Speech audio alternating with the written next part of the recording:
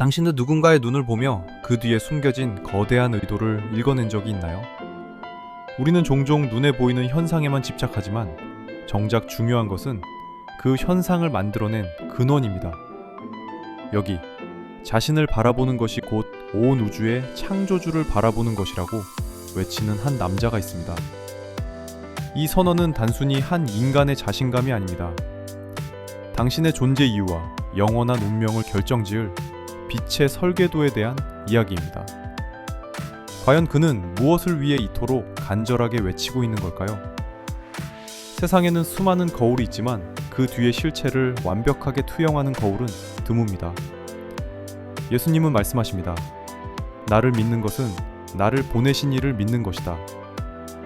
이것은 마치 우리가 정교한 홀로그램을 보며 그 원본 데이터의 존재를 확신하는 것과 같습니다. 예수님이라는 인격 속에 담긴 신성을 믿는 순간 우리는 보이지 않던 창조주라는 실체에 닿게 됩니다.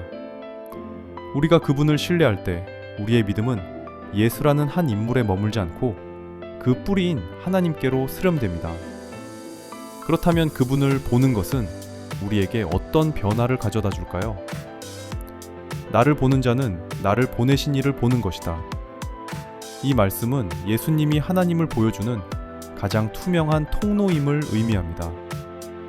추상적인 관념 속에 갇혀있던 신이 역사라는 구체적인 시간 속에 발을 내디딘 사건이죠. 우리는 예수님의 자비에서 하나님의 사랑을 보고 예수님의 공의에서 하나님의 성품을 읽습니다. 그분은 하나님의 대역이 아니라 하나님의 현존 그 자체입니다. 이 투명한 통로를 통해 우리는 비로소 삶의 방향을 찾기 시작합니다. 그런데 이 방향을 가로막는 어둠이 있다면 어떻게 해야 할까요? 깊은 동굴 속에서 길을 잃었을 때 우리에게 필요한 것은 철학적인 고찰이 아니라 한 줄기 강력한 빛입니다. 예수님은 스스로를 세상의 빛으로 정의하셨습니다. 인간 스스로는 절대 걷어낼 수 없는 영적인 무지와 죄, 그리고 죽음이라는 어둠을 뚫고 오신 겁니다. 빛이 오면 어둠은 힘을 잃고 물러갑니다.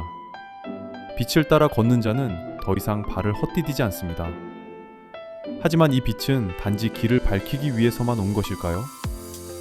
빛이 비칠 때 드러나는 차가운 현실은 무엇일까요? 흔히 종교를 심판과 형벌의 도구로 오해하곤 합니다.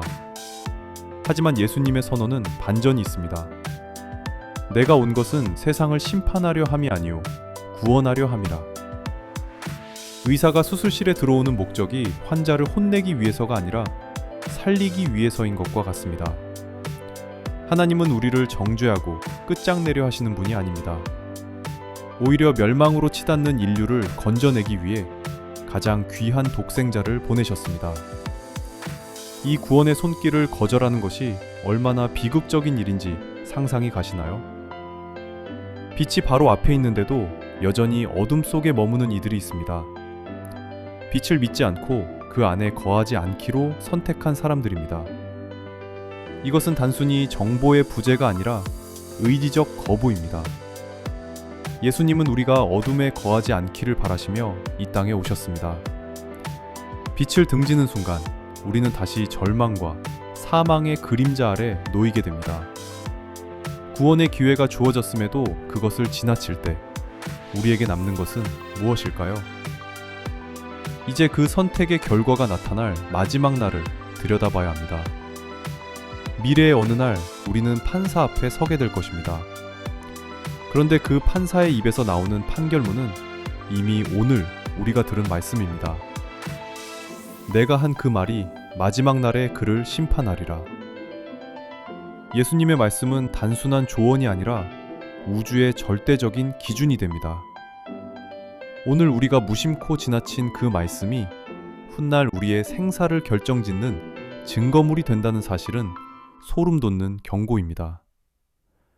말씀은 구원의 방주인 동시에 심판의 잣대이기 때문입니다.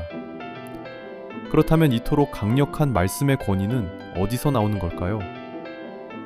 예수님은 결코 자신의 개인적인 의견을 말씀하신 적이 없습니다. 나를 보내신 아버지께서 내가 말할 것과 이를 것을 친히 명령하여 주셨으니 예수님의 모든 대사는 하늘 본부로부터 내려온 공식적인 명령이었습니다. 이것은 예수님의 말씀이 개인적인 철학이 아니라 우주적 법령임을 시사합니다. 아버지가 아들에게 위임한 이 명령은 거스를 수 없는 절대적인 힘을 가집니다. 그리고 그 명령의 핵심에는 우리가 상상조차 할 수 없는 거대한 선물이 숨겨져 있습니다. 그 선물은 무엇일까요? 나는 그의 명령이 영생인 줄 아노라. 심판의 기준이 되는 그 엄중한 말씀의 본질은 결국 살리는 것이었습니다. 하나님의 명령은 우리를 올가매는 법조문이 아니라 우리를 영원한 생명으로 인도하는 지도입니다.